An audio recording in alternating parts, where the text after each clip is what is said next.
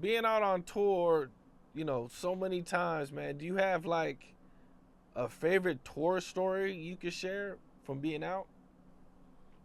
Um, I say one tour story that always stuck out is when we beat the Brooklyn on the way out tour on the Puffy.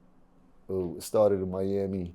The first day was in Miami. They had the rehearsal. Then they had the basketball in the back, and is I believe I forgot who he was playing. I think it was C Gutter. The other dude, two dudes. I was getting into it just before anything happened, and one more Brooklyn. And I believe it was like me, Cam, and Mase, like that. And we ended up beating them that day. That was a dope. It was very aggressive, but basketball was the played ball back then. So that's a story that sticks out in my head. It's dope. Okay, that's what's up, man. I've always wondered about like, you know, there was a big rumor that like Mase had to leave Harlem. When he kind of retired from rap, you know, he it was like he left, but there was these rumors that he had to leave, and what was going on at that time? I believe he started studying religion. Took a sudden hiatus. Went down to Atlanta. Got closer to God. There's nothing wrong with that.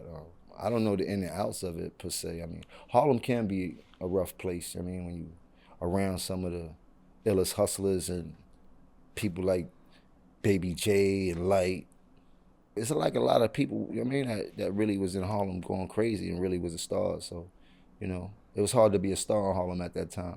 There was a lot of stars out there, a lot of competition.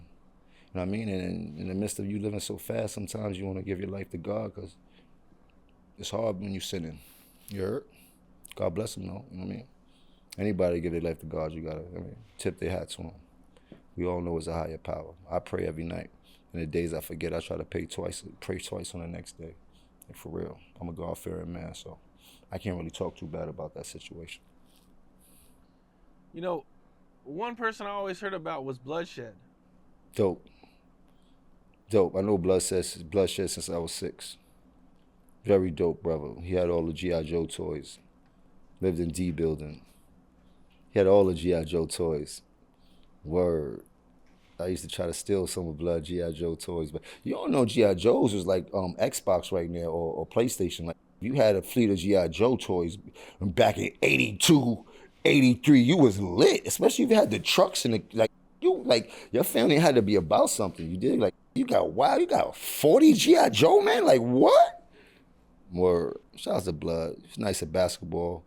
Always had that Dons. You heard? Always had all the Jordans like that. Or Bloodshed. 11.99.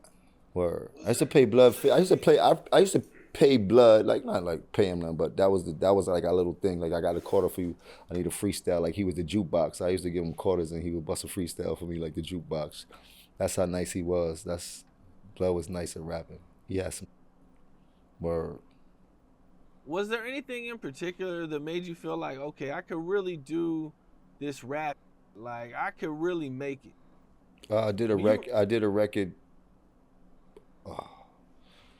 I want to say the same year he signed to Rockefeller was the same year that the All Star game was in Philly. And I tell the story before too. Somebody had owed me a bunch of money. They ain't come through. Everybody else went to the whole set went to Philly. All the guys in the street, everybody went to Philly. I had no money. I ain't had no money to spend. It's All Star. You gotta have a bag on you. I ain't going out there with no. So I said, I'm gonna stay in the studio. I stayed in the baseline, the Rockefeller studio, and I stayed there and I recorded a song. And the song was a song. And that was the first time I recorded like a real song. I was like, oh, I got it. I got these. I got it. And two things happened for me that day. That owed me money called me. I got my money back. I rode all the way to Philly just to find Cam and them to play him that record in the parking lot, I believe it was. Because I finally had a record. And I was like, oh, I know how to rap. Figured out how to rap. I got this. I'm in. Tag me in, I'm in. But so what people don't know is I've done a little bit of rapping, but for me to really start rapping, I had to really. So I've been on every one of Cam's albums since his first album, from Me, My Mom, and Jimmy. Like what people don't like that's what people forget. I've been on his first album. I'm in his first album cover. You heard? As a child, you dig? Like, so I've been rapping on every one of his albums until I started doing my own music. And that night when I figured out how to do that record, I was like, oh, I got it. And then from there, Jim started rapping. What's up? This is Cam Capone. We got more content like this coming soon, so hit that like button, subscribe, and stay locked in to Cam Capone News.